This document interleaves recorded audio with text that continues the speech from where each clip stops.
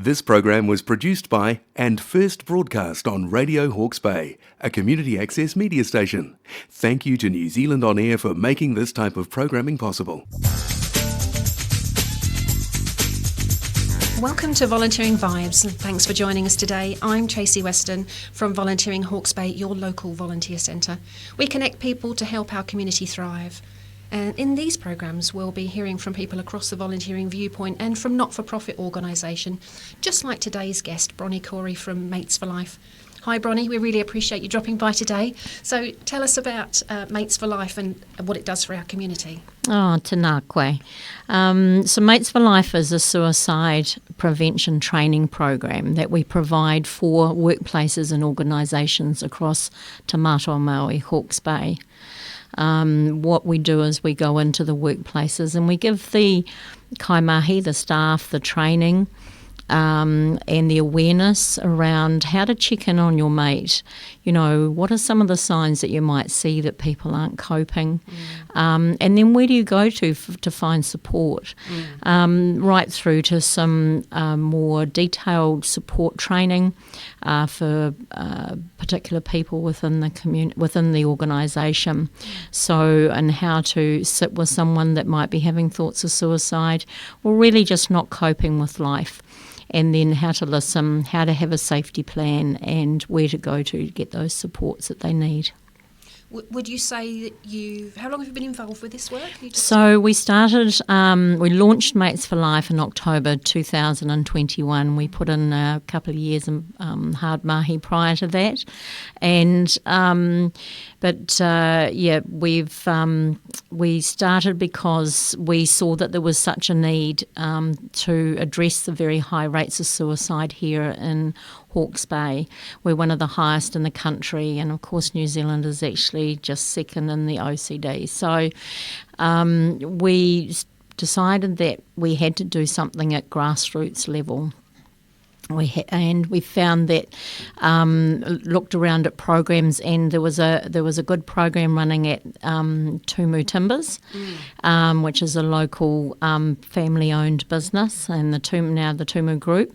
And I was actually working for them at the time, and we found that this program was really getting a lot of good success with looking after their people.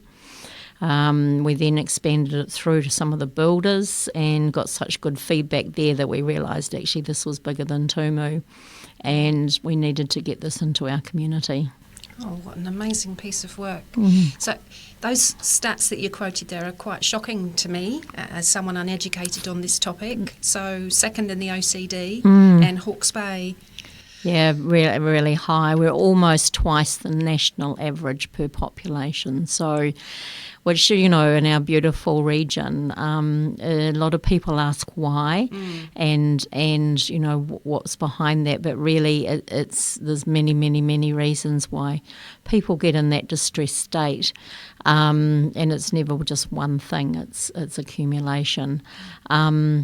However, so we decided that's why we want to try and be in prevention, get into people early, check in on your friend, check on your work colleague and on your whānau.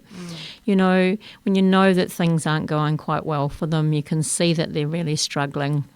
You hear them say things and you really know in your gut that just something's not right.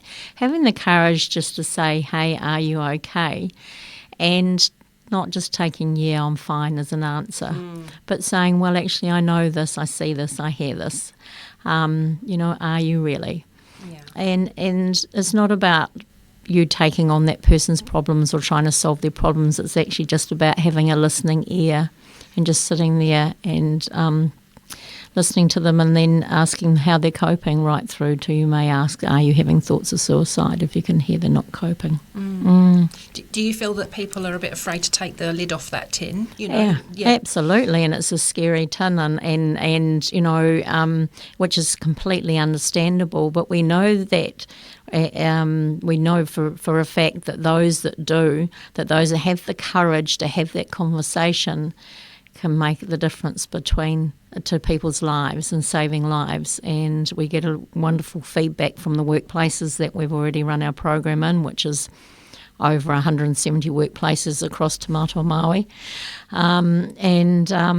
we know, excuse me, we know that makes a difference. Yeah. Absolutely. So without going into any personal detail, what would you say is one of the most inspiring pieces of feedback or stories that you've heard in your work?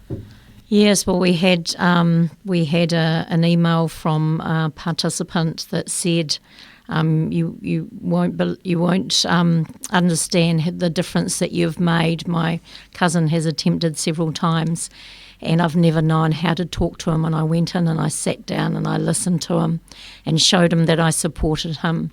And he said, now we've got him the help he needs, and his life is being turned around. We just got a random email. And that sat with me. And another person came up to me and said, you have no idea the impact that your program is having on our community. He said, you won't hear the stories, but he said, we do hear the stories. So, it's those things are just make it very much worthwhile, and know that we are making a difference here in our community. That's incredible to hear that, isn't it? That must really sort of validate the work that you're doing. Yes, definitely. It's quite a hard thing. You don't get a data on,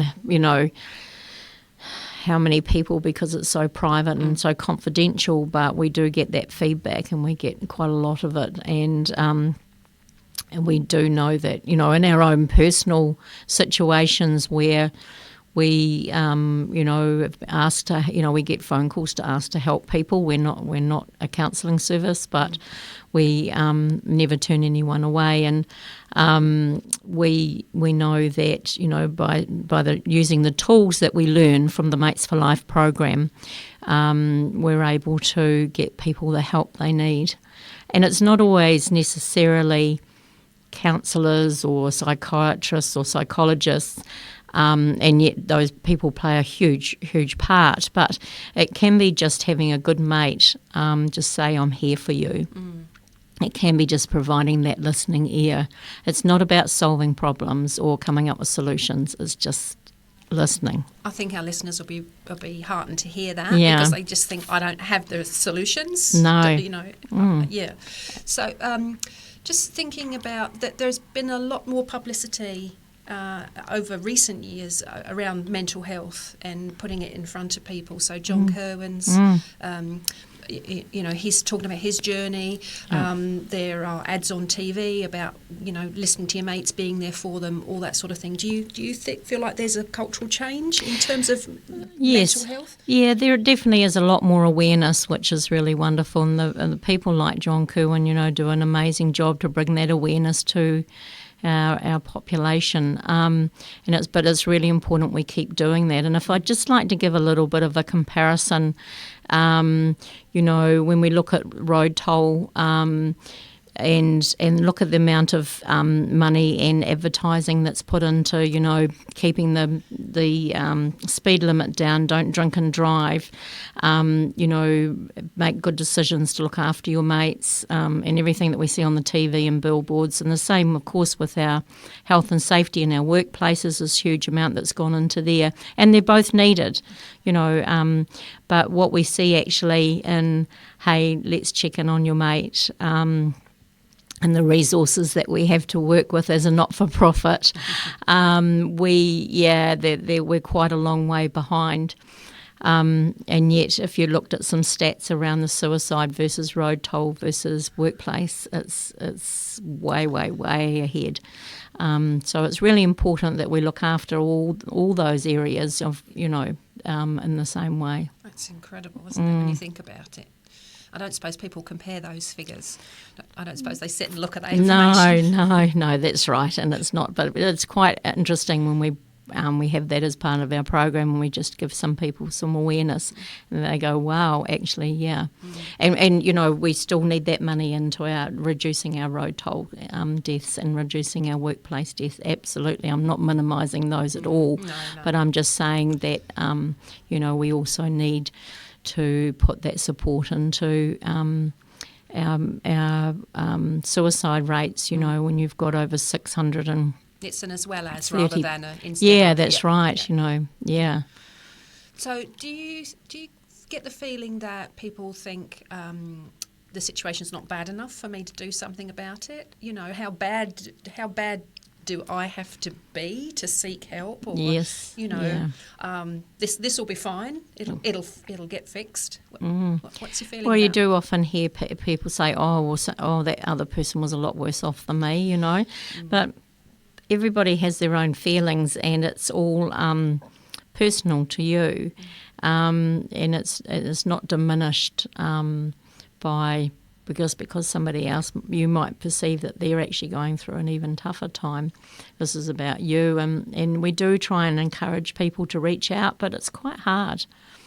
So that's why we're encouraging in our program for people to reach in, to check in, you know, as I said before, when you see that someone may not be coping, because it is hard for them to ask for help.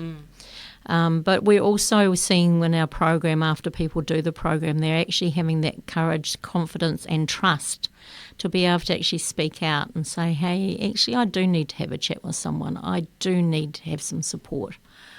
So that's another really awesome side. And we make sure that those supports are in that organisation before we run the program. So we've got that wrap around the people that are needing it. So speaking to other people involved in different kind of community and social support functions and stuff, one of the things they say is that they can't unknow something. Yeah. So once they spot something, you know, they spot patterns of it, they spot it in other people, and you're kind of switched on to it. That's very true. We say in our team we've sort of got a bit of a radar, you know, when we're talking to people and looking around a room, we can sort of spot things, and it's good that, you know, we can encourage others to go and have a chat, or we go and have a chat with that person that we think, how are they coping? How are they today? So yeah, it does work very much like that. So do you guys check in with each other? Is there some form of supervision? Yeah, definitely. So yeah, we're a really close team, and we give the space to be able to have conversations, and we do have supervision. So we have 6 supervision sessions a year for all our staff, and ensuring, because it's a pretty heavy mahi, it's pretty full on, but our people are really passionate about this mahi, about this kaupapa that we're doing. You know, it's not for everyone. And our team of people, they're there because they have a lot of aroha and a lot of passion and empathy for others. So, you know, they carry a lot too, so we need to look after them. Why do you think people become involved with Mates4Life? That's a good question. I think because you know, our kaupapa is around our community, it is around supporting our community, and it is around saving lives. And as I said, it's not for everyone, and that's, you know, completely fine. But what we do see is that, like I said before, people are wanting to help make a difference, help reduce our high rate, and help spread the awareness of that checking in and getting people the help they need. Absolutely crucial work. So if you've just joined us, you're listening to a regular program presented by Volunteering Hawke's Bay, where we promote volunteers and organisations across all of Hawke's Bay. Our website is vhb.org.nz. I'm Tracy Weston, and today we're talking with Bronny from Mates4Life. So Bronny, we've been thinking about Mates4Life as an organisation, but how did you become involved in it? Like I said earlier, I was in the Tumu group, and we were running a similar program, not the same, but a similar program with the group for our staff, and bringing awareness and having those right support systems in place within the company. So how did that program come to be? Were you involved in the creation of that? No, that was we lost one of our workers in 2015, and the two main questions people ask is the why, and the other question is what could we have done. We couldn't address the why, which is very, very often we can't address the why, but we could address what could we have done. So Tumu Timbers, one of the companies within the Tumu group, they said, right, well, what are we going to do here? And looked around for a program that could train their staff to bring the awareness and encourage staff to check in on each other. And that was a really great success. And we took it out at the time to the builders that we worked with and ran the program, and we had such a huge uptake, and then people wanting us to run it again, that we sort of said, with a few conversations with Kerry Gilbert, who's the Suicide Prevention Coordinator for the DHB, for Te Whatu Ora, and a couple of other people, and said, well, this is bigger than Tumu Timbers, and we need to take it to our community. So it really was through those conversations with John O'Sullivan from Tumu Group and James Truman from Tumu Timbers, who's our chair. And it was a conversation that went over a couple of years, because we started the conversation in 2020, so COVID completely took over from there. But then we got up, and then we went and found a program that worked for us, that suited what we were wanting to achieve. And AOK New Zealand, they had the program.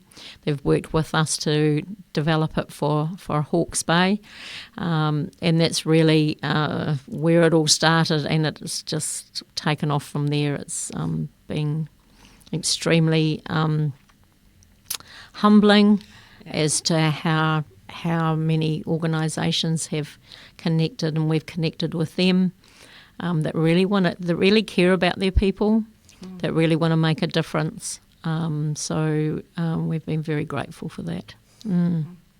So the people that use your services, do they come from any particular sectors? So are there people more vulnerable in one sector, like farming? We often talk about depression and the effect on farmers. That's something that I hear quite a lot about. But yes. Is it well, what sectors? we really do say that suicide doesn't discriminate. So it's across all sectors, and it is across all demographics and gender. There are some higher statistics in some industries. We really don't like to talk about statistics too much, because really it's everywhere. And we're losing our young people, but we're having through from 10 years of age through to 110 years of 99 years of age. So our elderly, different sectors. We, Mates4Life, we're across all different sectors of the community. Okay. We also work a lot with social services, because they're dealing with the front line with our vulnerable people. So we give them the training on, how to have those conversations, and things to look out for in the people that they're supporting. So we deal with really large companies through to smaller organisations across all of Te Mātua Māui. So much more than work-based. Yeah. So we do focus on the workplace, because we have a captive audience. But we know that people don't just leave it at work. They take it home to their whānau. They take it home to their sports clubs and their community groups. So we know that it's actually going right across our community. So it is workplaces, but it is also organisations that are dealing with our community as well. Okay. So thinking about your colleagues that you work alongside, then what makes them get involved in this work? I think so, like what we sort of said before, is that they're passionate about this kaupapa, about the work that we're doing, wanting to make a change, and a lot of aroha and compassion for people. They all come from areas where, they're involved, whether it be from previous jobs or in their community. They're involved with their people, and that's what's important. It's people that actually want to try and make a difference. It's not for everyone. This mahi, it's fairly full on, as I said earlier, but we're very, very blessed to have an amazing team I can't get over them. We run one part of our program is kai and korero, so we have a big barbecue trailer that we take out to sites. We cook some kai, we cook a mean burger, and that way, and we bring the people together through that, and then have our chats with them, which we find is really good. But we could be, starting at 4:30 in the morning. We could be going into the evening, depending on what the organisation or the workplace needs from us. They might want the guys all fed for breakfast by 6 and, on the road. And so our team never flinch. They never say, oh, I'm not getting up at that time. They're always there. They're a team that just turn up and do the mahi, which is amazing. Oh, my goodness, I'm blown away to be educated by you today, Bronny. Thank you so much. So I'd like to thank Bronny for talking with us today and wish everyone connected with Mates4Life every continued success in the work that they do. And I suppose I should ask you, do you have any plans as an organisation? What's happening in the months ahead? Yes, well, we've still got a long way to go in our area and our region for connecting with as many organisations as we can and as many people in our community.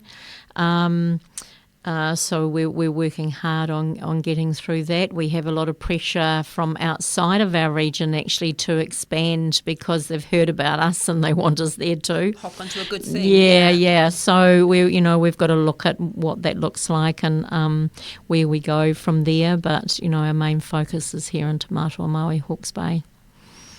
Wow, that's incredible. So if you'd like to know more about the work of Mates4Life, you can hop onto their website, which is www.mates4life.org.nz. There's a phone number I've got here as well. It's 021 468 Yep. 611. Yes, so that's Tyson, our kai whakahaere, our general manager, Tyson Atara, who without him we wouldn't be where we are today. He's an incredible leader, an incredible tāne. So, if you are interested in the program, do give him a call. Oh, that's awesome. Thank you so much. So if you'd like to find out about the work of Mates4Life, we've given you a pathway for doing that. And also if you'd like to hop onto our website, vhb.org.nz, and getting to helping your community. Our thanks today to Radio Hawke's Bay, who make this show possible. Thanks, guys. So you can listen to this show and the many others available on radiohawkesbay.org.nz.